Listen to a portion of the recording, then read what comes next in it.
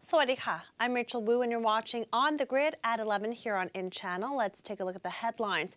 Violence in the Deep South continues as 3 soldiers were killed and 1 was injured in a bomb attack in Yala this morning, and 3 passerbys were also wounded in the incident. Moving on, the government is planning to offer 500,000 baht to each private Islamic school next year to support their infrastructure development projects in the far south of Thailand. Economist is confident that the U.S. government shutdown will not affect the Thai economy. Meanwhile, the Prime Minister affirmed that the 2014 budget will be dispersed as planned and that Thailand will not see fiscal problems like the U.S. In response to the rising concerns on the U.S. government shutdown, Prime Minister Yingluck Shinawatra said the government is closely monitoring the situation and she believes that the U.S. will reach solutions in a couple of days. Even if disbursement. Meanwhile, the University of Thai Chamber of Commerce's Economic and Business Forecasting Center Director, Thanawat Ponwichai, affirmed that the U.S. government, when asked about the plan to establish the Water Resources Ministry, Yingluck said the process will take time, adding that all agencies concerned should focus on cooperating on flood control measures under the current situation. Bungled in their intelligence gathering and in the way the siege was handled.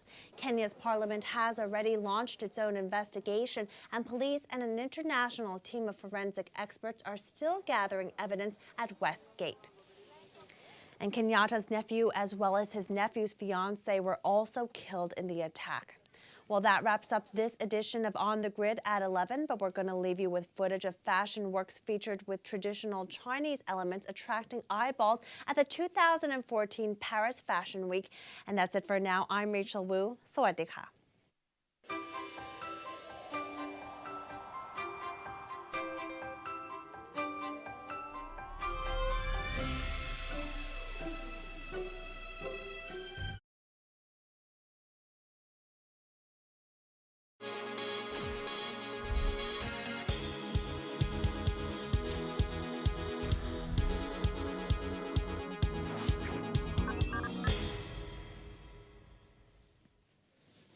Sawadee-ka, you're watching On the Grid here on In Channel. I'm Rachel Wu. And I'm Thira Gosan. Flood-stricken residents.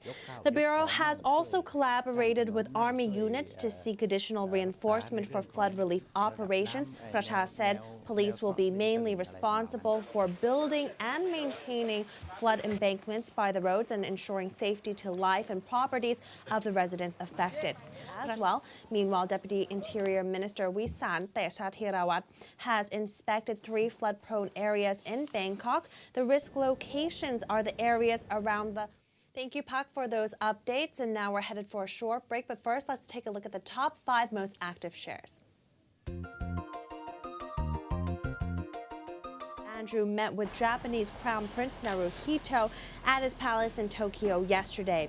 Prince Andrew, the second son of Queen Elizabeth II, is in Japan for a 2-day conference on UK-Japan security relations organized by a Tokyo think tank. It is the 5th time the 2 princes have met, the first time being at Prince Andrew's wedding in 1986. Later in the afternoon, Prince Andrew visited Tokyo Station for a tour of the Shinkansen bullet train, where he was given a model of... And moving on, the U.S. and South Korea have decided to endorse a new military strategy to prepare for possible nuclear strikes or chemical attacks from Pyongyang, North Korea. In a formal signed statement, Defense Secretary Chuck Hagel and South Korean Defense Minister Kim Kwon-jin also said they are setting up a panel to review the possibility of delaying the transfer of wartime control of South Korean troops to Seoul, currently slated for 2015. Moving on, experts in China are celebrating the success of their panda breeding program, which has seen a record number of births in captivity. And now Edinburgh Zoo is also on panda alert. They are seeing signs that their panda Tian Tian is currently pregnant. Let's take a look. This panda is one of China's breeding weekday at 7 p.m. I'm Rachel Wu. And I'm Thira Gosan. Sawadee-ka. Sawadee-ka.